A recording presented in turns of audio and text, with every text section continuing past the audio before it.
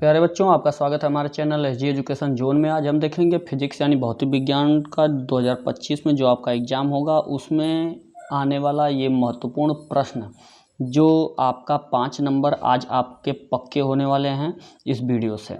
इसे बहुत अच्छे तरीके से समझिएगा। ये बहुत ऐसा कोई टॉपिक नहीं है जो कि आपको न समझ में आए।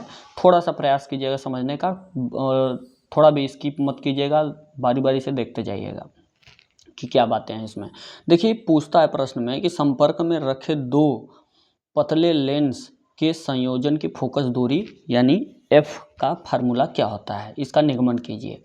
तो सबसे पहली बात है कि दो पतले लेंस कैसे हैं, वो संपर्क में रखे हुए हैं। तो दो ये पतले लेंस हम ले रहे हैं, जैसे एक उत्तल लेंस L1 है, एक उत्तल लेंस आपका L2 है। तो लिखा हुआ है, जैसे कहने का मतलब लिखे हुए के अनुसार समझाते जा रहे हैं। तो क्या है कि जैसे माना दो पतले लेंस हमने लिया L1 और L2 और दोनों को संपर्क में रखकर एक संयुक्त लेंस बनाया गया है। तो दोनों को रखकर एक दूसरे के टच में रख के इसे क्या बनाया गया है, एक संयुक्त लेंस बनाया गया है। तो अब देखिए, यानी एक साथ इसको एक लेंस बना दिया गया है। अब जैसे माना कि इसकी फोकस दूरियां यानी L1 की फोकस दूरी कितनी है, F1 है, और L2 की फोकस दूरी कितनी है, F2 है। तो ये हमने मान लिया कि इसकी ये फोकस दूरी ये है। यदि लेंस L2 न हो, तो यदि मान लीजिए कि ऐसी सिचुएशन आए कि जैसे ये वस्तु यहाँ पे O पर रखी हुई है, तो हम ये मान लेंगे कि L2 मान लीजिए नहीं है। तो L2 जब नहीं है तो क्या होगा, तो L2 न हो तो O का प्रतिबिंब यानी जो O जगह पे जो प्रतिबिंब है, ये जो वस्तु है, इसका जो प्रतिबिंब बनेगा L1 से, वह कहाँ बनेगा, I डैश पे बनेगा। तो I डैश पर बनता है। कुल मिला के आपने क्या समझा, L1 L2 दो लेंस हैं, उत्तल लेंस, इनको समायोजन यानी कि किया गया है, समायोजित कर यानी संपर्क में रखा गया है। L1 का फोकस दूरी F1 और L2 की फोकस दूरी F2 है। तो इस तरीके से अब मान लीजिए कि जैसे आपका O पर एक वस्तु रखी हुई है, इसका प्रतिबिंब जो बनेगा वो I1 पर I डैश पर बना है। तो हमने क्या मान लिया कि मान लीजिए कि L2 न हो, तो इसकी जो बनेगी प्रतिबिंब वो कहाँ बना है, O का प्रतिबिंब I डैश पे बना है। ये पहली बात आपने समझ लिया।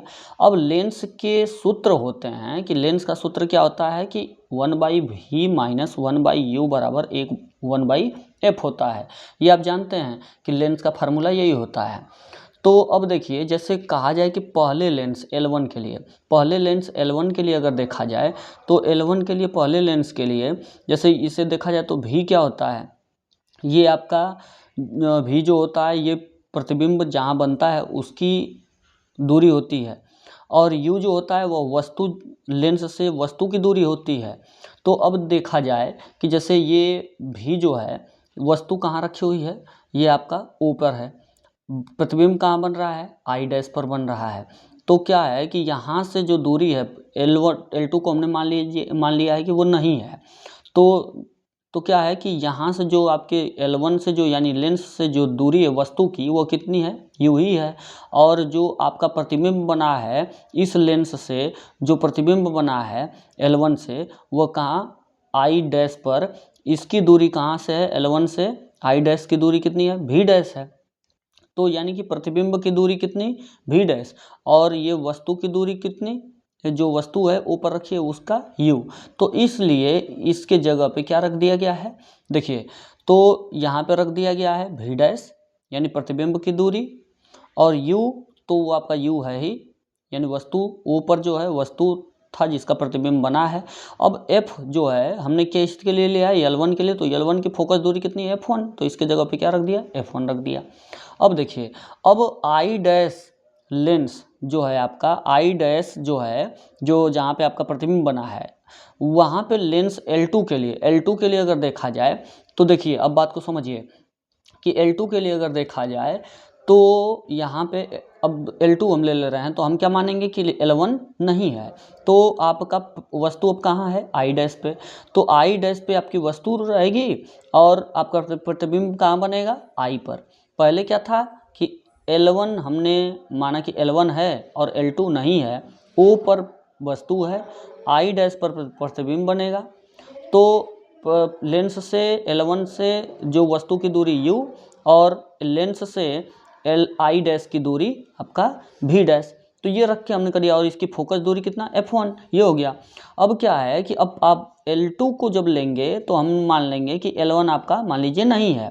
तो जब नहीं है तो क्या होगा कि आपकी वस्तु कहाँ होगी, I डैश पर, इसका प्रतिबिंब कहाँ बनेगा, I पर, ये हो गया। तो अब वस्तु की दूरी कितनी हो गई, L1 से वस्तु की दूरी कितनी हो गई, L1 से वस्तु की दूरी V डैश, और आपका जहाँ U था वहीं पे क्या हो जाएगा, वस्तु की दूरी V डैश, और जहाँ I है, प्रतिबिंब जहाँ बना है I पर बना है, यहाँ का प्रतिबिंब यहाँ पे, तो ये आपकी दूरी कितनी है, V है। तो यही चीज़ उठा के हम क्या करेंगे, रख देंगे उसके जगह पे, और इसकी L2 की फोकस दूरी कितनी हो जाएगी, F2 हो जाएगी। तो अब देखिए बात को समझिए, बहुत ऐसा टॉपिक नहीं है जो कि आपके समझ में न आए। तो I डैश पर अगर जैसे मैंने समझाया कि I डैश पर अगर वस्तु है तो L2 के लिए I डैश पर अगर वस्तु है तो उसका कार्य करता है, तो ठीक ना, I डैश पर वस्तु का कार्य कर रहा है I डैश पर।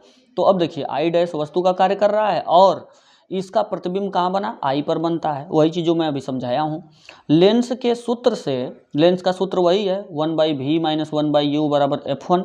तो अब F है, अब इसका जो है जब दूसरे लेंस के लिए हम देखेंगे तो यहाँ पे क्या हो जाएगा, F2 हो गया। देख रहे हैं आप, यहाँ पे कितना था, यानी जो वस्तु की दूरी कितनी थी, V डैश, जो I पर था, I डैश पर, तो वो V डैश हो गया।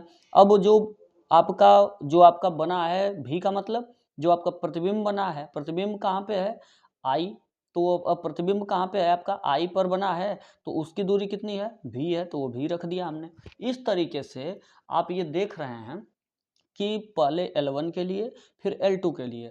तो L1 के लिए वस्तु हमारी O पर थी, I डैश पर इसका प्रतिबिंब बना। L2 के लिए वस्तु हमारी I डैश पर है और प्रतिबिंब कहाँ बना, I पर। तो इस तरीके से हम दूरी ले रहे हैं और L1 की फोकस दूरी F1 और L2 की फोकस दूरी F2 है आपकी। तो आप समझ रहे हैं कि अब जो होगा ये समीकरण 1 हो गया, ये समीकरण 2 हो गया। दोनों समीकरण को अगर जोड़ दिया जाए तो 1/v डैश, तो आप देख रहे हैं, माइनस 1/u, तो ये आप देख रहे हैं।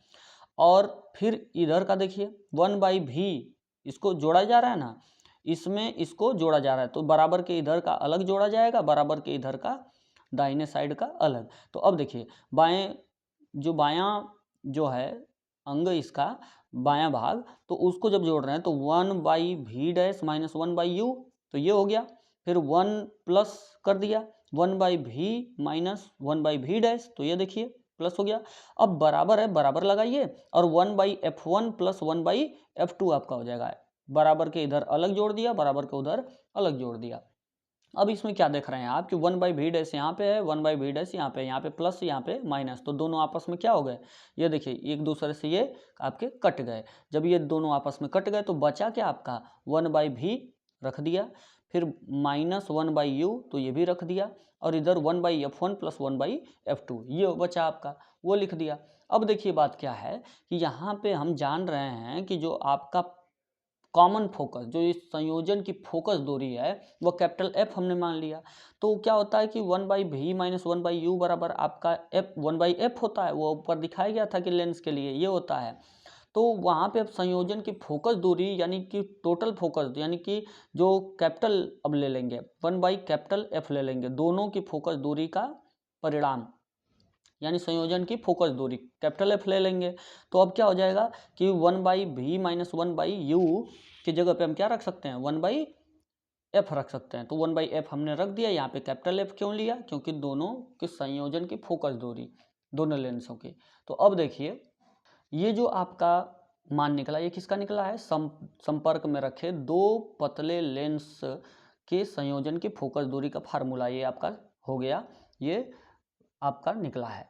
अब देखिए आगे क्या है, वही आपको पूछा था। अब देखिए यदि एक लेंस आपका उत्तल हो जाए और दूसरा क्या हो जाए, अवतल हो जाए, इसमें दोनों क्या किया गया है, दोनों उत्तल लिया गया है। एक अगर उत्तल हो गया और दूसरा क्या हो गया, अवतल हो गया, तो पहला L1 क्या हो गया, उत्तल, और L2 क्या हो गया, अवतल। तो अवतल के लिए आप जानते हैं कि यहाँ पे जो वैल्यू रहेगा वो माइनस हो जाएगा बस। इसमें क्या था, प्लस था, यहाँ पे क्या होगा माइनस हो जाएगा।